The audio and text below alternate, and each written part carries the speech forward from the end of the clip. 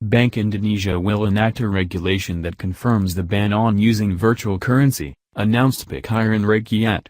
The Republic of Indonesia's central bank appears to be pushing forward on their often threatened cryptocurrency ban, which is reported to include parties that facilitate digital currency transactions.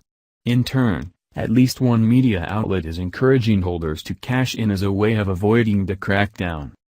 Indonesia Central Bank hunts Bitcoin. We view digital technology as bringing huge changes and high uncertainty to the future economic model, and we, as policymakers, need to anticipate the developments brought about by this fundamental change, explained Bank Indonesia Governor Agus Martowardojo at the recent annual meeting of Bank Indonesia.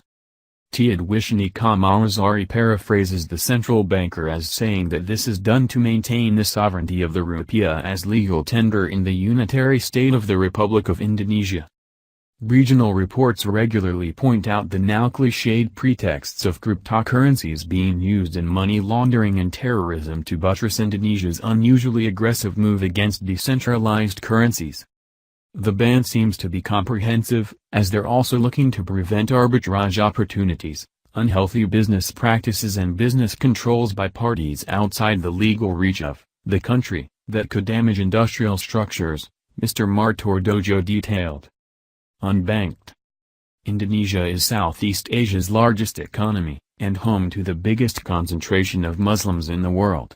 It also has an enormous unbanked population, whereby as late as 2014 little more than a third of adults held bank accounts. And figures for the country's poorest point to only 20% having access to banking capital. The government in recent years has launched campaigns and initiatives to increase institutional financial literacy.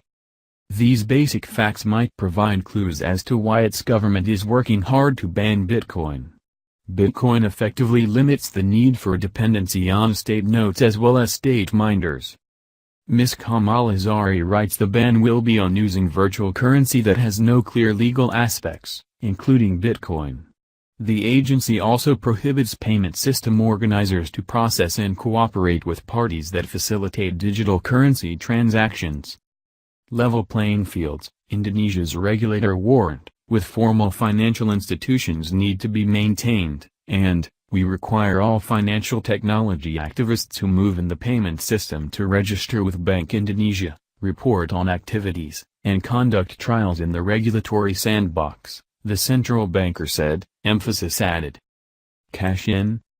Coconuts Jakarta didn't mince its words at the banker's comments, urging, it might be necessary for owners of Bitcoin in Indonesia to cash in on their digital assets soon in the face of its impending ban by the government, especially as the value of the cryptocurrency has skyrocketed recently.